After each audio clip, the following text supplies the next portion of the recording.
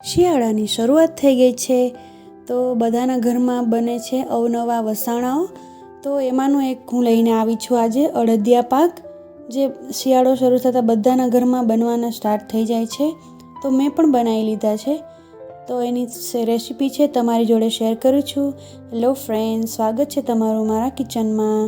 તો અડદિયા પાક બનાવવા માટે મેં અહીં અડદનો લોટ જે આવે છે, કકરો લોટ, એ 1 કિલો લઈ લીધેલો છે.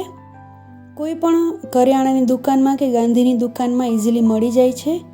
તો અહીં લોટ લઈ લીધેલો છે. હવે એને આપણે ધાબો દઈ દઈશું, જે ખૂબ ઇમ્પોર્ટન્ટ છે આ સ્ટેપ અડદિયા માટે. ઘણા લોકો ડાયરેક્ટ બી શેકીને કરતા હોય છે, પણ આ રીતે જો તમે બનાવશો ધાબો દઈને તો ખૂબ જ સરસ બનશે. એના માટે મેં 1/4 કપ ઘી અને 1/4 કપ કરતાં થોડું વધારે દૂધ લઈ લીધેલું છે. અને ગેસ ઉપર ગરમ કરી લીધેલું છે, હુંફાળો એવું, આપણું હાથ એમાં અડે અને ગરમ ના લાગે વધારે એટલું. તો એને હવે હું આ લોટમાં છે એડ કરી દીધેલું છે બધું. તો એને ધીરે ધીરે મિક્સ કરતા જઈશું. દૂધ ઘીનું મિક્સચર અને લોટ છે જે એકદમ સારી રીતે મિક્સ થઈ જાય ત્યાં સુધી એને આપણે સરસ રીતે મિક્સ કરી દઈશું. આ અડદિયા પાક છે ખૂબ હેલ્ધી હોય છે. શિયાળામાં દરેકે ખાવો જોઈએ.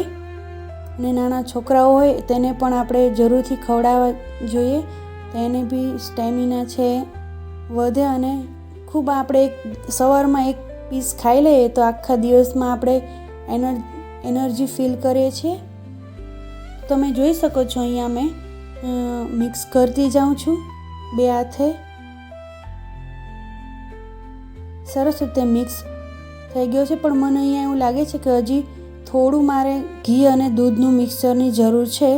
તો મેં અહીંયા ફરીથી 1/4 કરતાં અડધું ઘી અને 1/4 કરતાં અડધું દૂધ, એમ ટોટલ 1/4 કપ મેં બંને ગરમ કર્યા છે પાછા. અને એને પાછું થોડું મિક્સ કરી અને 2 હાથ વડે સરસ રીતે મિક્સ કરી લઈશું અડદના લોટમાં.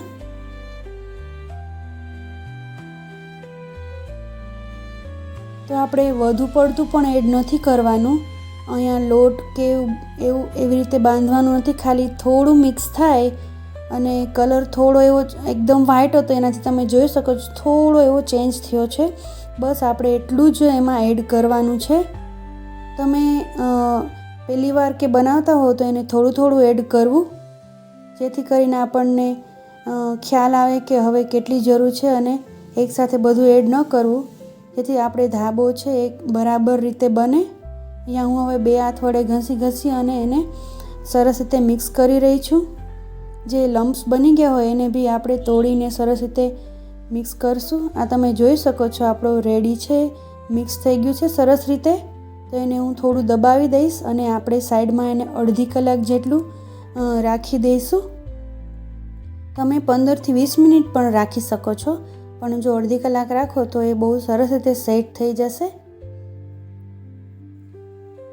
આપણે ઢાંકી દઈશું. અને અહીંયા હું ખાંડ કે ગોળનો ઉપયોગ નથી કરતી, એની જગ્યાએ ખડી સાકરનો ઉપયોગ કરું છું. અહીંયા આપણે કોઈ ચાસણી લેવાની નથી. તો આ સાકર લીધી છે, 1 કિલો છે, એને હું પીસી લઈશ મિક્સર જારમાં. આ તમે જોઈ શકો છો ખડી સાકર છે, મોટા ગાંગડાવાળી છે એ. અને હવે એમાં એડ કરવા માટે ડ્રાય ફ્રૂટ્સ લીધા છે. એમાં કાજુ, બદામ અને કિસમિસ, તમને જે પસંદ આવે તે તમે લઈ શકો છો ડ્રાય ફ્રૂટ્સ. અહીંયા હવે આપણો જે ધાબો દીધેલો હતો એ સરસ રીતે સેટ થઈ ગયો છે.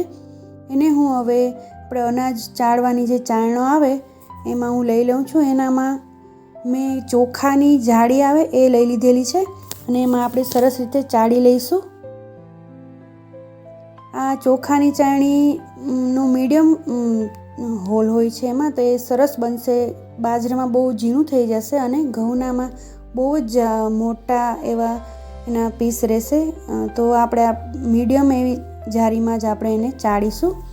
સરસ રીતે ચાળી લઈ અને જે થોડા છેલ્લે વધે એને આપણે અગેનથી પાછું મિક્સચરમાં પીસી લઈશું. તમે અહીં જોઈ શકો છો હું એને ચાળી રહી છું. અને આ છેલ્લે જે થોડું વધે છે મોટા મોટા પીસ જે નથી ચડાતા, કેમ કે એમાં ઘી અને દૂધ છે એકદમ મિક્સ થઈ ગયા છે, તો એ ચાળવાથી નથી તૂટતા. તો એને આપણે એને મિક્સચરમાં છે પીસી લઈશું એક વખત. તો એ ખૂબ સરસ રીતે પીસાઈ જશે અને આપણે એને પાછું મિક્સ કરી લઈશું.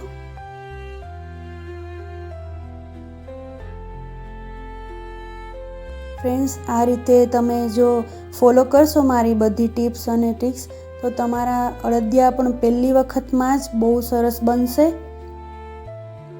તો કોઈ વિડીયો સ્કીપ નહીં કરતા, એકદમ પૂરેપૂરો વિડીયો જોશો તો તમને બધો ખ્યાલ આવશે. સ્કીપ કરશો તો કોઈ વસ્તુ છે એ મુકાઈ જશે, તો તમારો થોડો પ્રોબ્લેમ થશે શાયદ. તો કૃપા કરીને સ્કીપ ના કરશો અને પૂરેપૂરો વિડીયો જોશો. તો અહીંયા જોઈ શકો છો મેં મિક્સર જારમાં પીસી અને પાછું ચાળ્યું છે અને થોડે વધે છે, તો એને આપણે એમ જ મિક્સ કરી દઈશું. હવે અહીંયા મેં મોટું એલ્યુમિનિયમનું કઢાઈ લઈ લીધેલી છે. એમાં આપણે ઘી એડ કરી દઈશું. ઘીને પીગળે ત્યાં સુધી આપણે એને વેઇટ કરીશું અને પછી એમાં આપણે અડદનો લોટ જે છે ધાબો દઈ દીધેલો એડ કરીશું. અહીંયા સ્ટાર્ટિંગમાં મેં એની ગેસની ફ્લેમ છે એ હાઈ રાખેલી છે. થોડી વાર પછી આપણે એને મીડિયમ કરી દઈશું. હવે આપણે ઘી અને લોટને એકદમ સરસ રીતે મિક્સ કરી દઈશું. અહીંયા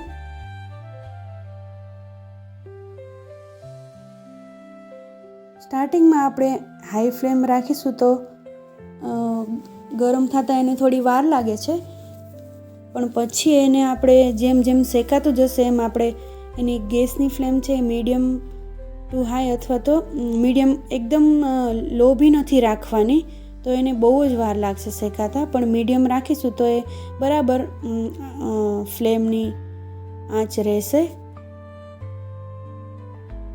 સરસ રીતે મિક્સ થઈ ગયો છે, પણ મને એવું હજી લાગે છે કે થોડું ઘી ઓછું પડે છે, તો અહીંયા ફરીથી હું થોડું ઘી છે એડ કરી રહી છું. આમાં ટોટલ 1 કિલો ઘી લીધેલું હતું, એમાંથી ઓલમોસ્ટ મેં 800 ગ્રામ જેટલું એડ કરી દીધેલું છે.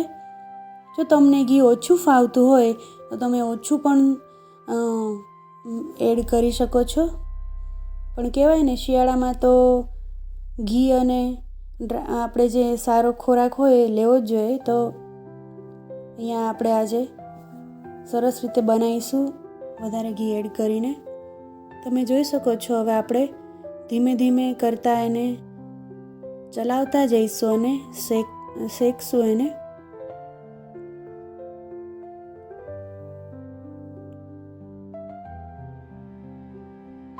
ઓલમોસ્ટ 3 થી 4 મિનિટ જેટલું ટાઈમ થઈ ગયો છે અહીંયા. અને પછી જોશો તો એ થોડો લોટ છે આપણો એ ફૂલી ગયો છે અને એનો કલર થોડો ચેન્જ થઈ ગયો છે. તો અહીંયા મેં ગેસની ફ્લેમ છે એને મીડિયમ કરી લીધેલી છે. એપ્રોક્સ 4 થી 5 મિનિટ પછી ને સતત એને હલાવતા રહીને આપણે શેકીશું.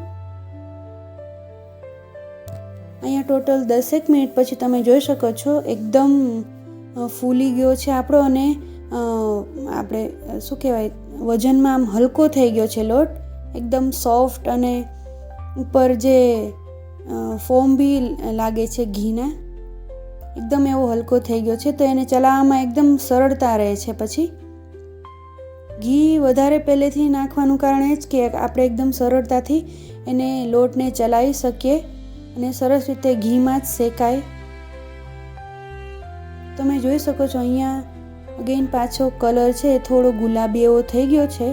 આપણે આને ગોલ્ડન બ્રાઉન થાય ત્યાં સુધી શેકવાનું છે.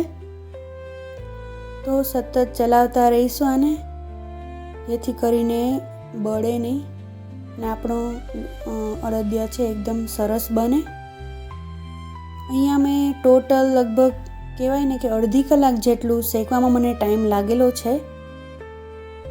જ્યારે આવો કલર આવી જાય એટલે ઓલમોસ્ટ આપણો અડદિયાનો લોટ જે શેકવાનો છે પરફેક્ટ કમ્પ્લીટ છે. કલર આ રીતે આવે ત્યાં સુધી. હવે એકદમ લો ફ્લેમ કરી અને આપણે એમાં ગુંદર છે એ એડ કરી દઈશું. અહીંયા મેં 60 થી 70 ગ્રામ જેટલું ગુંદર છે તે લીધેલો છે તમે અલગથી ઘીમાં શેકીને પણ લઈ શકો છો, પણ આ રીતે કરીશું તો બી એકદમ સરસ ફૂલશે. તમે જોશો આગળ તો એમ બધો ફૂટી જશે ગુંદર આમાં જ. તો આપણે અલગથી કંઈ કરવાની ઝંઝટ જ નથી, આમાં જ બધું સરસ રીતે ગુંદર ફૂટી જશે. ગુંદર આપણે નાખીએ ત્યાં સુધી આપણે ગેસની ફ્લેમ છે એ ચાલુ રાખવાની છે. પછી આપણે ગેસની ફ્લેમ બંધ કરી દઈશું. જો વધારે ગેસની ફ્લેમ ચાલુ રાખીશું તો આપણું જે કઢાઈ છે એ બી ગરમ હોય છે તો એમાં વધારે શેકાઈ જશે. તો આપણે એવું નહીં કરીએ. અહીંયા મેં ગેસની ફ્લેમ બંધ કરી દીધી છે અને એમાં હું 32 પાવડર આવે છે જે હું નાખી રહી છું. એ મેં અહીંયા 50 ગ્રામ જેટલું લીધેલું છે.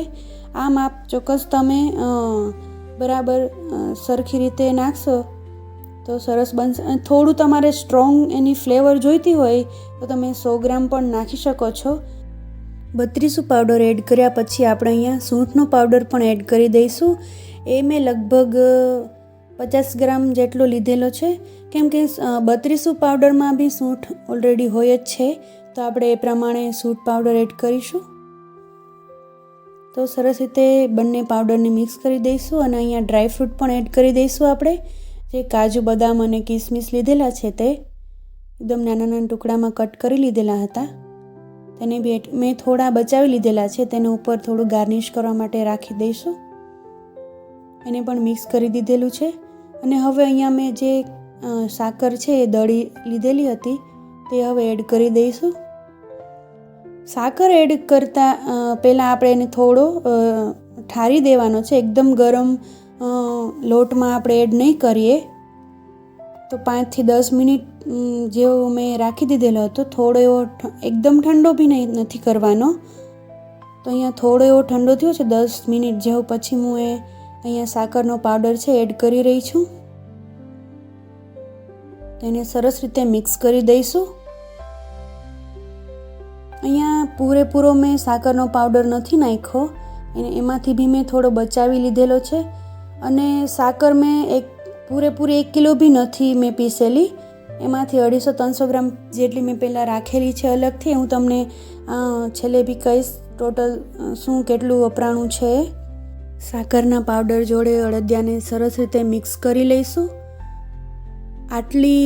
એટલો સાકરનો પાવડર નાખશો ને તો પરફેક્ટ રહેશે એની મીઠાશ. જો તમને થોડી વધારે જોઈતી હોય તો તમે થોડું વધારે એડ કરી શકો છો, પણ આ પરફેક્ટ માપ છે. નથી એકદમ મોડું કે નથી એકદમ વધારે. આટલું છે ને તે તમે ખાઈ શકો છો. વધારે ખાવ તો મોઢું ભાંગી જાય. તો અહીંયા મેં થોડું અલગ કાઢી લીધેલું હતું ભગવાનને ધરાવવા માટે, અને પછી મેં ટેસ્ટ કર્યો તો મને પરફેક્ટ લાગ્યો છે. તો એટલો જ મેં સાકરનો પાવડર નાખેલો છે. અહીંયા મેં એક ટીન છે ગ્રીસ કરી લીધેલું છે ઘીથી સરસ રીતે. હવે એમાં આપણે અળદિયા છે તે એડ કરી દઈશું. આ ગરમ ગરમ ફ્રેન્ડ્સ અળદિયા પણ બહુ જ સરસ લાગે છે. અત્યારે શિયાળાની સિઝન છે અને અત્યારે લગ્નની સિઝન પણ છે. તો અમારા કાઠિયાવાડમાં એક સ્વીટ તરીકે અળદિયા પણ સર્વ થાય છે. યા તો લાઈવ અળદિયા હોય તો એનો લચકો પણ સર્વ કરવામાં આવે છે, અને એનું જે ઢેફલી કે અથવા અળદિયાનો જે શેપ હોય છે એ રીતે બી સર્વ કરવામાં આવે છે. તો અહીંયા હું ઉપરથી બી જે આપણે ડ્રાયફ્રૂટના થોડું રાખી દીધેલું હતું એ એડ કરીશ. તો અહીંયા ટોટલ 1 કિલોમાંથી મેં 250-300 ગ્રામ જેટલી આખી સાકર રાખી દીધેલી, અને એ સિવાયનું જે પીસેલું એમાંથી પણ આટલો પાવડર મેં રાખી દીધેલો છે. તો ટોટલ એટલું 500 થી 600 ગ્રામ જેટલી સાકરનો પાવડર લીધેલો છે. અને ઘીમાં જોઈએ તો 900 ગ્રામ જેટલું ઘી મેં યુઝ કરેલું છે ટોટલ. તો આપણું અહીંયા જામીને રેડી છે, અને 7 થી 8 કલાક જેટલું મિનિમમ આપણે રાખવાનું છે અળદિયાને, તો એ સરસ રીતે જામી જશે. તો અહીંયા હું એના પીસ કરી લઈ રહી છું. અને એક બીજો અળદિયાનો જે પહેલાંના ટાઈમમાં તો આ જ અળદિયાનો શેપ બનાવતા, તો એ બી હું તમને અહીંયા બતાવી રહી છું કેવી રીતે એનો શેપ આપવો તે. થોડું એવું આપણે લઈ લઈશું, એક લીંબુના જેટલું, અને એને આમ ગોળ ગોળ ફેરવતા જઈ અને શેપ અળદિયાનો આપી દઈશું. તો એ રીતે બી બનાવી શકો. અને તમે ચોકી હોય અથવા તો કોઈ એવું ટીન હોય એમાં બી તમે ઢાળીને અથવા તો થાળીમાં ઢાળીને પણ એના પીસ પાડી શકો છો. તો રેડી છે આપણો અડદિયા પાક. ખૂબ જ હેલ્ધી અને એકદમ સરળ રીતે બની જાય તેવો. તમે તમારા છોકરાઓને ટિફિનમાં પણ એક આ અડદિયાનો પીસ આપો તો બી બહુ સરસ. તો ચોક્કસથી ફ્રેન્ડ ટ્રાય કરજો આ તમે ઘરે. અને હું અહીંયા તમને એક પીસ તોડીને બતાવું છું. બહુ જ સોફ્ટ બન્યો છે, મોંમાં જતાં જ ઓગળી જાય